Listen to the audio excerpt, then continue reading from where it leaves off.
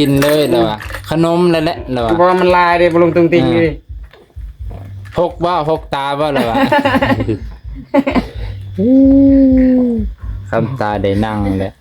บัดเฮาเนี่ยฮะมีแต่ว่านั่งได้เลยคนบ่เคยมีลูกนะ ใช่ตัวนั้นมาไอแดงจะมาประกอบใช่ค่อย ตัวไหน โอ้ย เป็นมุ้งพร้อมพี่น้องกันมันบ่แม่นมุ้งดอก แบบว่าให้ลมมันลวงอืม ญี่ปุ่น เถือแล้วใส่สาดไว้ เพราะว่าเฮาบ่มีสาดใหญ่ ยังก็ พี่ตาล ขอบคุณ พี่ตาล พี่ตาล ที่ส่งเครื่องมาให้ ที่ส่งเครื่องมาให้ ร้านที่ส่งเครื่องมาให้ โอเค ขอให้อยู่ดีมีแห้ง อยู่ดีมีแรง สุขภาพแข็งแรง สุขภาพแข็งแรง ร่ำรวยร่ำรวยถ้าให้มาเท่านี้ มาเท่านี้ ให้กลับไปร้อยเท่าพันเท่า ให้กับเท่าพันเท่า เท่า ขอบพระคุณครับ ขอบคุณครับ ขอบพระคุณค่ะ ขอบคุณค่ะ โอเคเอาไปพี่น้องจบเพียงเท่านี้ ยัง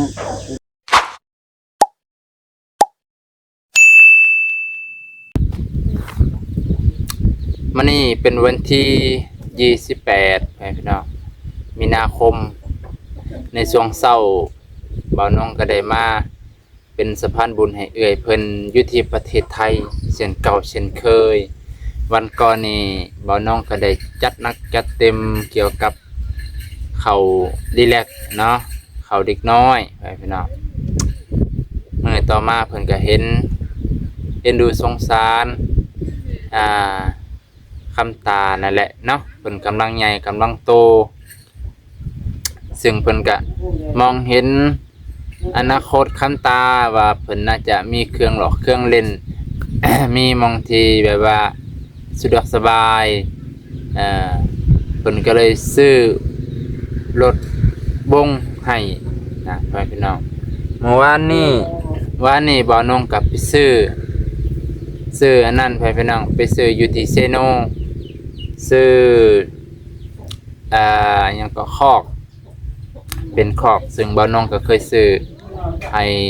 นวลแต่ก่อนเคยเป็นสะพานบุญให้เพิ่นวันนี้ก็เลยมาซื้อวันนี้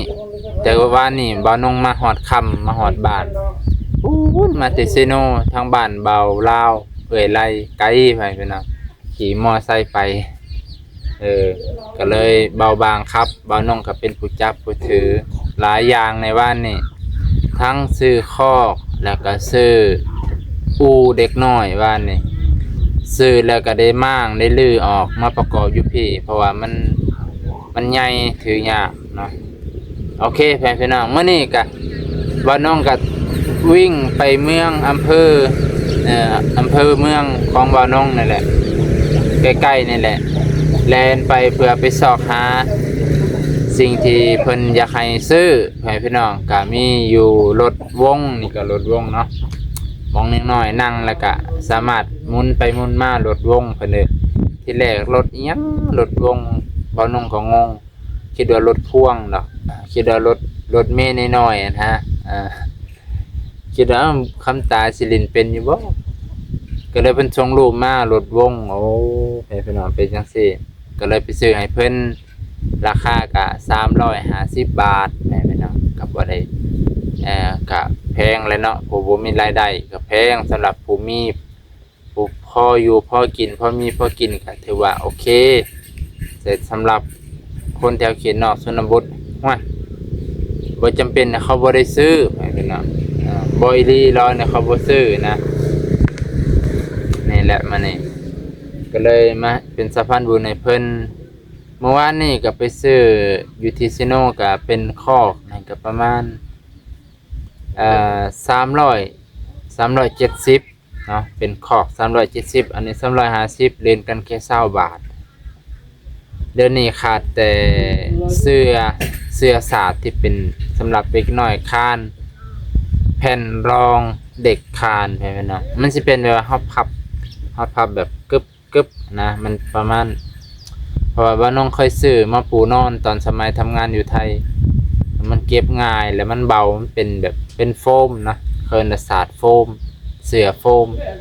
แต่มันบ่มีอยู่อำเภอบ่อนงแต่บ่อนงสามารถสั่งซื้ออยู่ที่ซิโนให้เพิ่นส่งมาได้แม่นบ่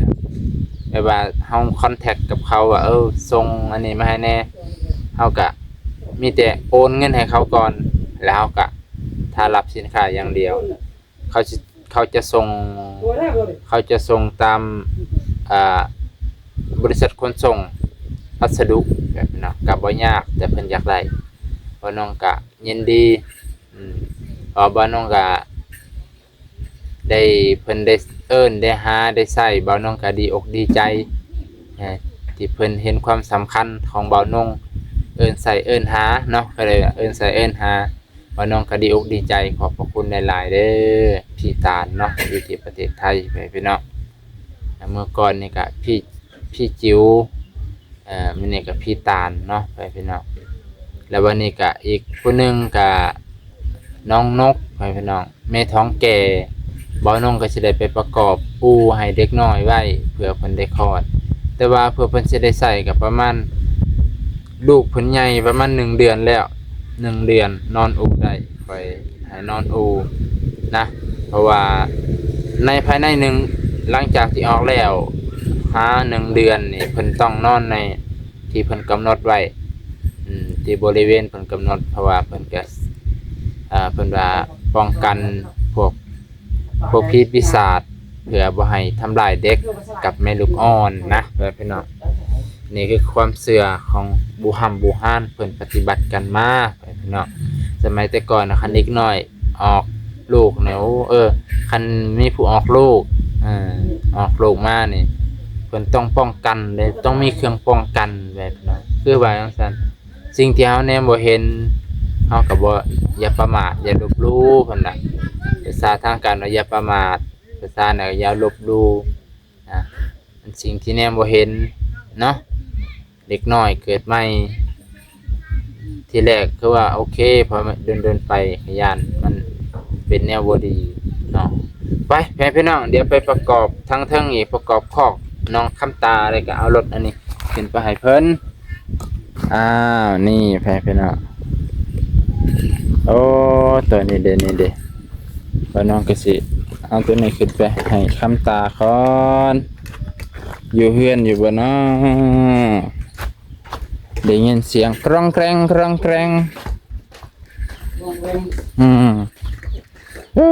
มีหอน้ำล้างพระบาท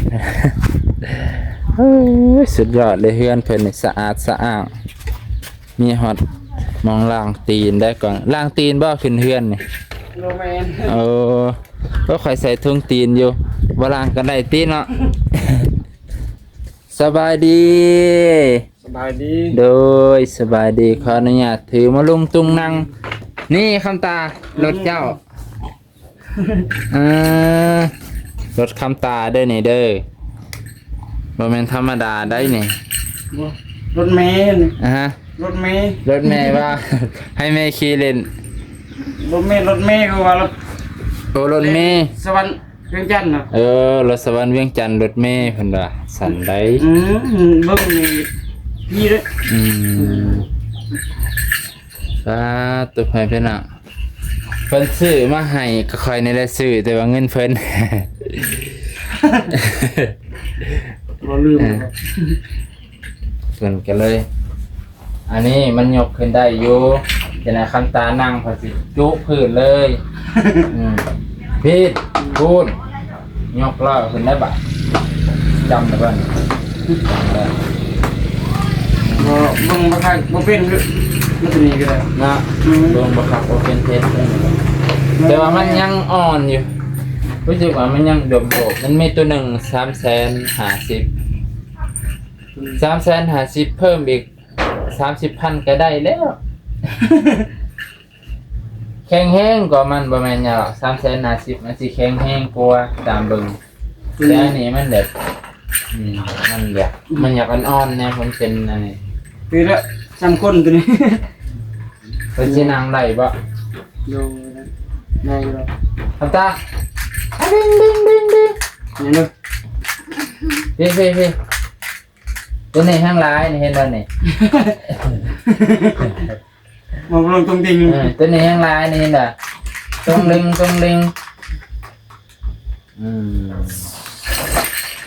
จะเพิ่นสินั่งได้หรือบ่นะ ได้ครับ ได้อยู่บ่ ดูด้วย อาจจะลองให้เพิ่นนั่งด้วยซั่นค่อยพอสิได้ถ่ายรูปไว้ ไกลเลย ธรรมดาแหละไก่กับเพื่อนเป็นของคู่กัน ไป ต้องปูสาด2อันเพิ่นเนาะ ดู มันจังติดหล่อมันจังหมุนได้ ปกติมันต้องแบบอยู่กันคั่วเนาะเพิ่นเท่นั่นเด้ เอาเลยเอาใส่ตีนมัน เออคักเว้ยคำตานั่งรถแล้วบัดนี้ เอาตีน เอ้ยโยคักบ่ มันยืนเราได้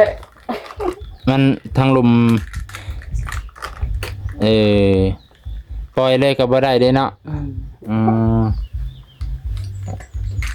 ปล่อยเลยบ่ได้แล้วแบบนี้ เอาเลยแต่ไหนโอ้ สิกินเลยแล้วอ่ะขนมแล้วแหละแล้ว เพราะมันลายเลยบลงตรงติงนี่ พกตาบ่แล้วอ่ะคำตาได้นั่งเลย ถูกตา บ่เอ้ยเพิ่นว่าถ้าเราใหญ่ก้อนจังให้เรานั่งตอนนี้ยังน้อยก็บ่เป็นหยังเรายังนั่งบ่ได้เนี่ยบัดเราใหญ่แบบว่าเฮากับปะอันนี้ให้เรานั่งในเลนแม่ก็ไปเฮ็ดเวียกสบายเอ้าให้เราออกมาก็ได้เลยสิปะอยู่หั่นเลย มันอยากดิน อยากเล่นแล้วบัดนี่ ปะเลยสิเอา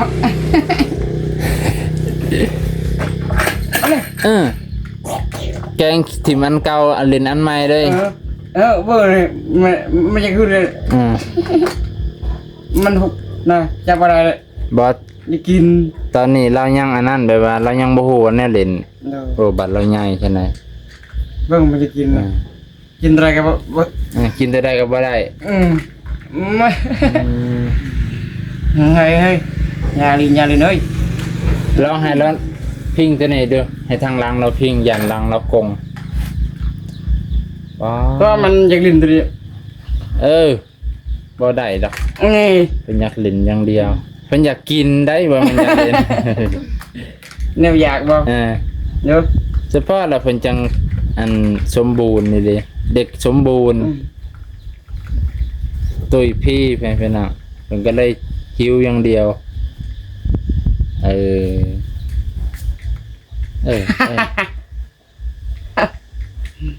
โอ้ย มีแต่จะกินอย่างเดียวมันลิ้น แล้วหนังได้แล้วบ่ลูกจังนี่ มันร้าย ยังนะเห็นเอกเพิ่นว่าอยู่เพิ่นขนาดเพิ่นเบิ่งเพิ่นยังฮู้ว่าหนังบ่ได้บัดเฮานี่ว่ามีแต่ว่าหนังได้คนบ่เคยมีลูกนะ ใช่ตัวนั้นมาไอ้แดงจะมาประกอบใส่ค่อย อะไร พูดเลย เดี๋ยวโอ้นะ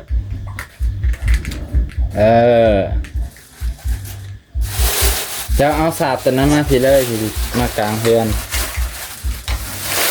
ค่อยสิประกอบซอยนั่นแหละอยู่นั่นแหละมันจะขึ้นแซงกระรากโอเค โอ้ย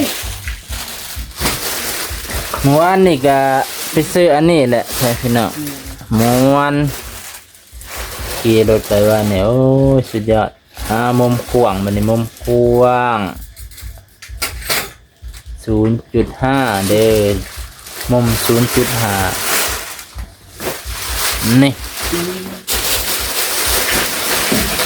ตัวนี้คันบ่ใส่ก็เก็บไว้ถ้าคำเต็มใหญ่ก็ได้หรือสิให้เราใส่เลยก็ได้บ่เป็นหยัง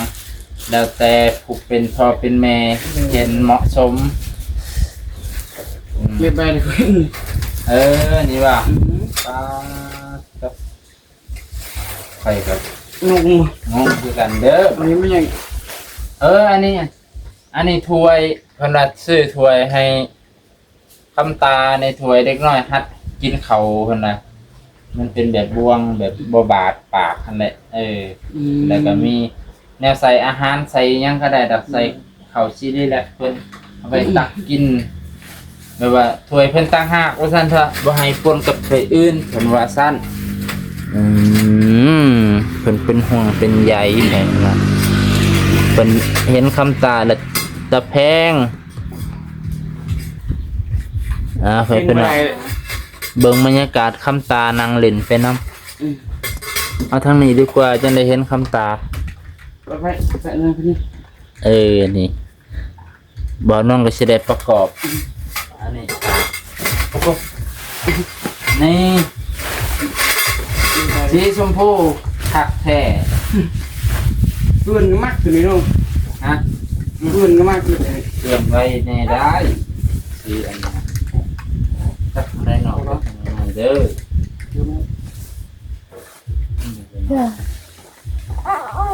ตัวเสือเนาะ มาเป็นมาสิสวัสดีบาทนี้เอาซอสอันนี้เด้อจะเอาซอสตัวนี้เขาซอสเล็กเขาหู้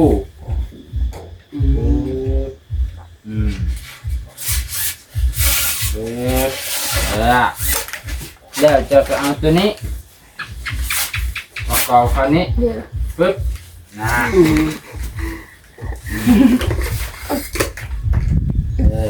บันทึกอันนี้ตัวนี้มาทางนี้ตัวนี้ขึ้นทาง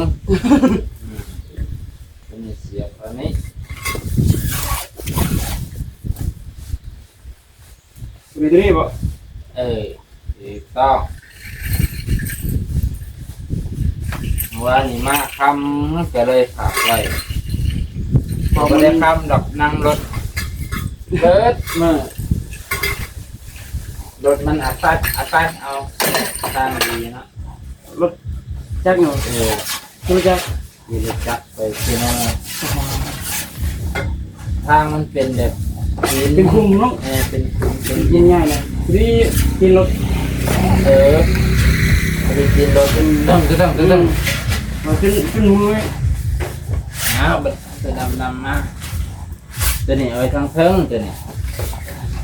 ตัวใหญ่ๆนี่ตีนมันตัวนี้ใส่เองนี่ใส่เป็นโปกเลยซุปใส่ตัวนั้นเลยได้บ่ได้บ่ไปเด้อเดี๋ยวนี้มันรถนี่ขึ้นเลยดู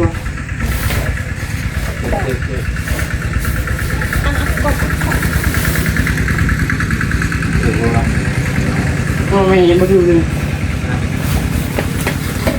เราไปซื้อตัวนี้เอาวะจะสอดพี่ตีนั่นพี่ใครก็ว่ายังไม่คิดงานแต่เราไม่มีเชิงมันคือมาถึงหรอกนี่น้าวบาทนี่แล้วมันจะเป็นยังสี่ได้นี่เป็นรูปเป็นร่างแล้วเป็นหูมันเจ็บแต่ยังเป็นหาง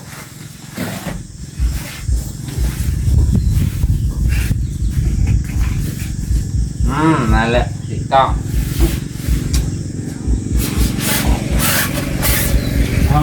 พักแข่งยิงบันแรกกับปล่อยคำตาไว้นี่เลยให้กะยาเล่า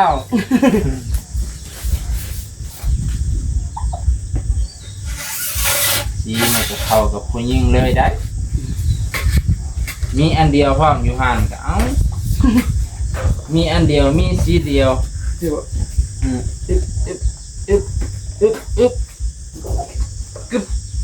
ี่มันคือจิตนะ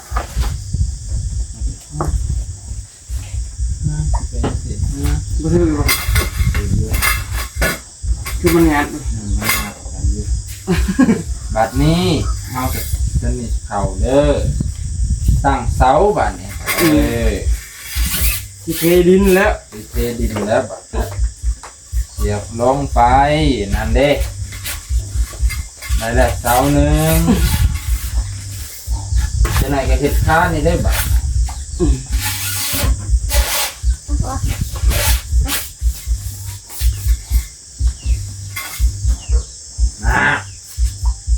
อะไรมันจะขนาดนี้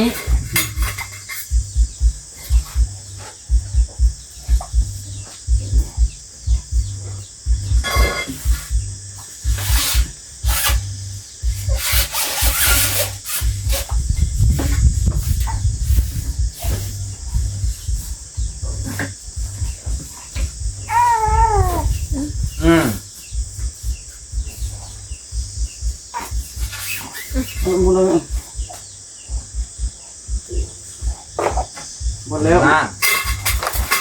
เดี๋ยวคักบันนี้ใส่อันนี้มันบัดใส่อะไรวะจะเป็นหูนี่สองข้างจะเป็นหูตรงนี้ปั๊บใส่ข้านบัดอันลืมโอ้ยไปซ้อนกันลืมบัด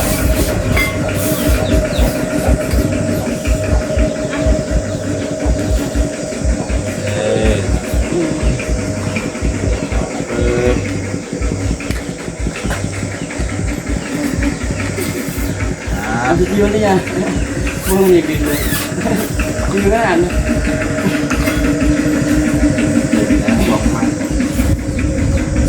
จะของสมัยเสียงหักเลิกเลิก Tâm đốt nó. เรียบร้อยเอาไปทีละขั้นตอน Hai cái leo. กันจะเป็นละอุ้ยสีงามเลย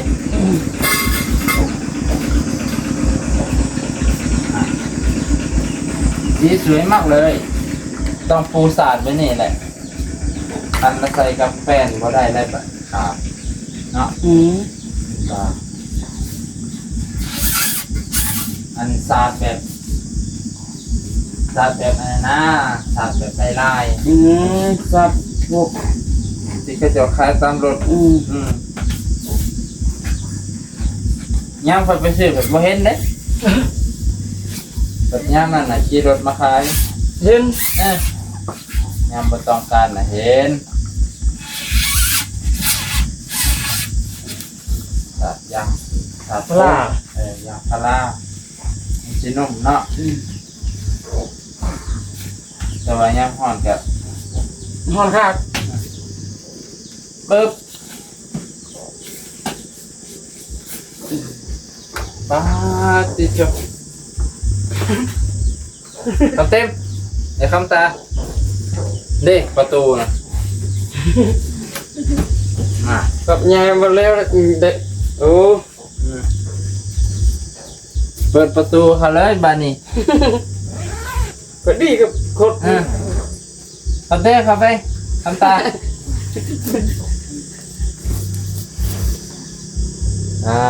ต่อไปพี่น้องสวยงามเลยตัวนี้นะสีชมพูครับสีชมพู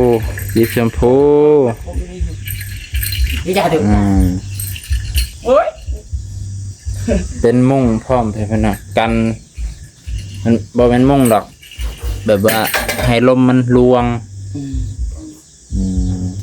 Chị Phun. เดี๋ยวแล้วใส่สาดไว้เพราะว่าเฮาบ่มีสาดใหญ่ถ้ามีสาดใหญ่เนี่ยโอ้คักเลยพี่น้อง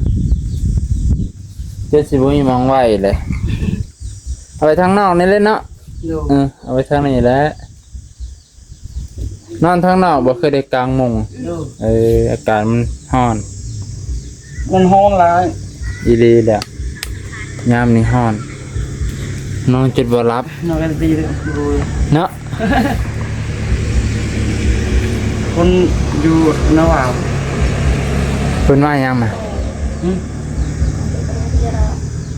มาดองบ่ Nó kinh đòn. กินดอง ดองใกล้ๆนี้ Rồi. โอ้คือมาทางนี้วะ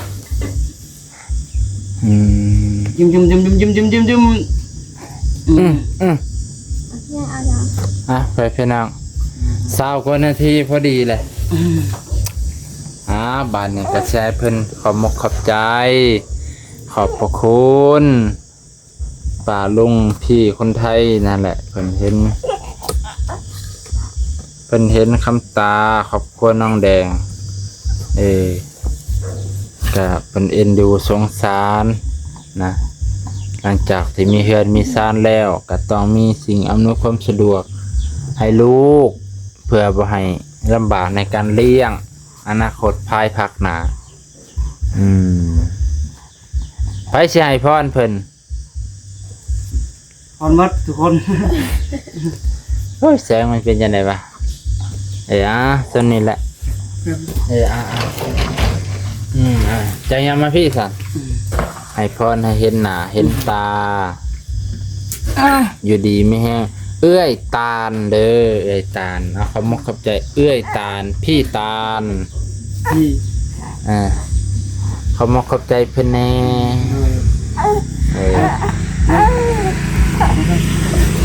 เอาเลย โอ้น้องก็ได้อันนั้น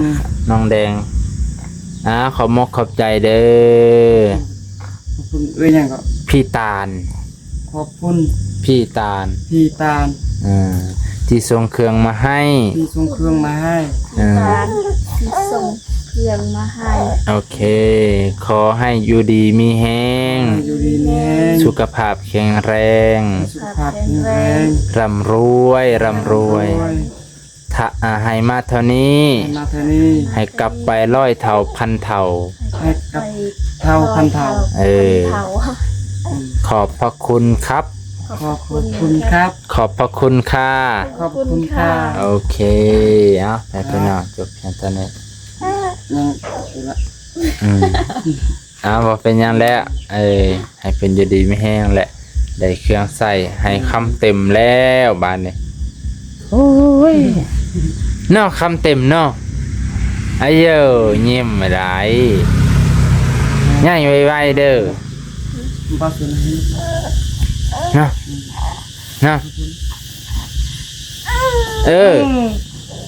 เอาไปเอาละ Are you okay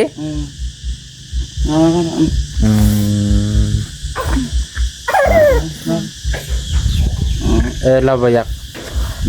เพิ่นบ่อยากนอนเนาะ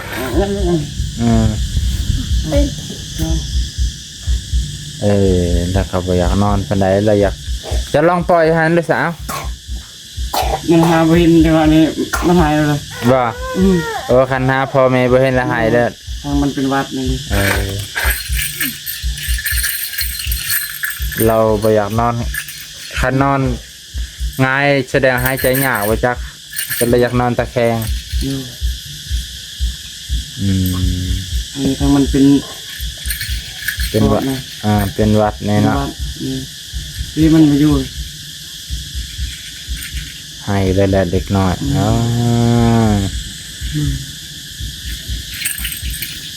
โอเคไปพี่น้องก็สิจบเพียงเท่านี้ขอมกขอบใจขอบพระคุณในหลายๆพี่ตาลที่เอ็นดูสงสารครอบครัวน้องแดงและน้องแตงคำตาเนาะมื้อนี้จบเพียงเท่านี้อยู่ดีไม่แห้งเบิดสุขทุกคนที่รับชมเด้อ